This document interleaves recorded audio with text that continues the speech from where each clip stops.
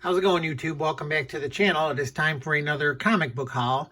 Well, this past weekend, I went to two different things. I went to the Downriver Comic and Collectors Convention that they have locally here by my house once a year. I guess this is the 5th annual one. It's just like a basic comic book and pop culture show. And then also I went to a giant flea market in Livonia, Michigan, the Greenmead Historical Society's flea market. So I picked up a few things. So I thought I'd throw together a video and show you what I picked up. So there wasn't, again, a lot of people, a lot of vendors selling comics, unfortunately, at either the flea market or the actual collector show. But I did manage to pick up some stuff for $1. So just some basic like filler stuff and stuff that looked interesting. So I picked up the Transformers meets the Back to the Future #2 issue. Got that one for $1. Also, I picked up the Sabrina the Teenage Witch Archie Forever #1 with the Adam Hughes cover. I didn't pick that one up when it came out. I was happy to find one of these, Treehouse of Horror #12 in the dollar bin. I guess they didn't know how hard these are to come across. I also found a Futurama, just a random issue #21. This one was nice to find. I always take a Dave Stevens cover for $1. Isaac Asimov's science fiction magazine, Orbit, with a nice Dave Stevens illustration there, issue #1. Draculina #2. That was a nice cover. Insane Clown Posse, The Ups and Downs of the Wicked Clowns, first Insane issue for $1. The Peter Jackson King Kong movie adaptation, part 1 from Dark Horse back in the day. Picked that one up. Also a homage cover to Money Shot #1. That's a take on a Fantastic Four cover that John Byrne did. Also, I got the Magnificent Miss Marvel #1. And I didn't pick that one up when it first came out. And then also, I didn't know what this one, I thought it was Ultraman. It's Ultra Mega from Skybound and Image. But, I mean, for $1, why not? So, the only other thing that I got at the comic book show was Bill Morrison, the illustrator that did a lot of Simpsons stuff. And he did the movie poster for The Little Mermaid and for House 2, I believe. He was there. He had a bunch of artwork and stuff. But he also sells comics, and he offers to sign them for you. So I picked up Radioactive Man #197. I needed this one to complete my Radioactive Man run. So it was nice when he signed it right there. And then I also didn't know that he did the variant cover to issue #2 of the Adventure Time regular show crossover comic. So I picked that one up from him and had him sign it. So I was really happy to pick those up. He's a really nice guy. He's from the Lincoln Park area where I live now.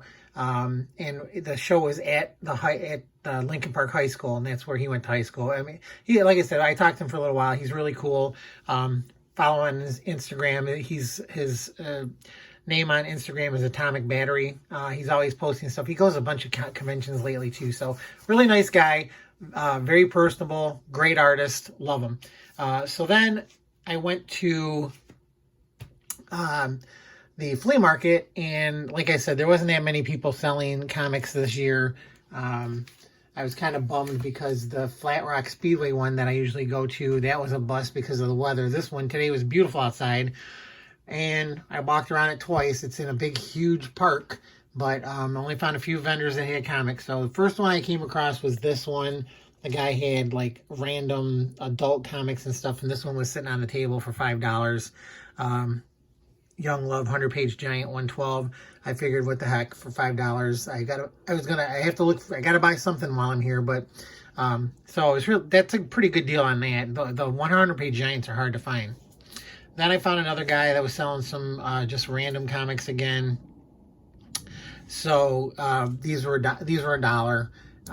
Babylon 5 #1 from DC. I guess they're rebooting the show, so I picked this one up. And then he had a bunch of Gumby 3Ds from Blackthorn back in the 80s. So he had number 2. Just ignore the price sticker because, like I said, I got him for $1. He had number 4 and number 5. And then I bought this one from him too, Laugh Olympics number 12. I thought I needed it, but I didn't. And anyway, it's all chewed up. I didn't even realize it was as chewed up as it is, but for $1, these another one. These are hard to come by. These old Marvel Hanna-Barbera comics, you can't really find them anywhere. If you can find them, they're really overpriced. He also had Chuck number, what is this? Chuck number 3 of 6. Thought I needed this, but I didn't. But it was only $1. I used to love watching that show. Another one I bought that I thought I needed that I didn't was Charlie's Angels from Dynamite, issue number 2. But he did have the trade paperback to the whole series for $5. So I picked that up. And then the last guy that I found had a bunch of random, he had like a big tub of comics that were, he said anything in the tub is $1, and then he had a little short box of comics that were marked for whatever he was asking for, but I basically stuck to the dollar bin comic. So I picked up 2 copies of this, like Jurassic Park Raptor number 1. He had like about 5 of these. I got a polybag version with the Zorro and the cards, and then he also had one that was in a bag with the cards, and it was already open. So I picked up one of each of those for $1. Then I found this one. This one was kind of hot for a while, I guess. This Zaniac guy in the Mighty Thor number 319. There's a poster in the upcoming Loki show that this guy's in. But anyway, I saw this in a video, and it's as soon as I saw it, I'm like, oh yeah, I know what that book is. And for $1, I bought it. What the heck? Also, John Carter, Warlord of Mars, annual number 1 from Marvel. I picked that one up for $1. Then he had some magazines. I was pretty happy to pick some of these up. Deadly Hands of Kung Fu number 5. I don't have too many of these Kung Fu magazines, but this one's kind of cool because there's a reprint in here of the Captain America fighting Batroc. It's reprinted in this issue, so I didn't know when I picked it up, but I mean, for $1, what the heck, from a 70s black and white Curtis magazine. Also, I got Planet of the Apes number 16 for $1. Hopefully I'll be able to complete this run someday, but I just keep buying them when they're cheap. This was like a square bound Bugs Bunny Showtime book. Got that for $1. Also, the Marvel adaptation of Indiana Jones and Last Crusade for $1. Happy to pick that one up. Looking forward to the new Indiana Jones movie. I don't care what anybody says. And then these I never heard of before, but I bought them because I snatched them up as soon as I saw them. They're from 2018. The Creeps, issue number 15. And Creeps number 16. And then the Creeps Spooktacular 2019 annual. Those were all $1, so I was happy to pick those up. And then the last batch is I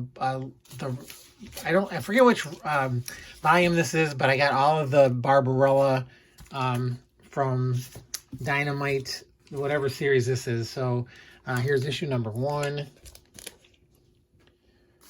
and number 2. I didn't seal the bags. Number 3. There's some really nice covers on these, no doubt. Here's number 4. And this is a variant of number 4. And then this one says number 4, but it's really number 5. And then here's number 6. Number 7. Number 8. Number 9. and number 10. So that's what I picked up at the comic book show and the flea market this weekend. Hopefully you guys enjoyed it. I hope you did. If you liked the video, please hit the like button. If you haven't subscribed, please consider subscribing. As I usually say, I'm trying to get my subscription numbers up there. So I want to, again, put a shout out to all the people that do actually subscribe to my channel. Thanks again. Thanks for supporting my channel. Thanks for commenting when you comment. It's really appreciated. I'm glad everybody enjoys the stuff that I show. And other than that, I will leave you guys again with good luck out there hunting for comics, and I will see y'all next time. Bye.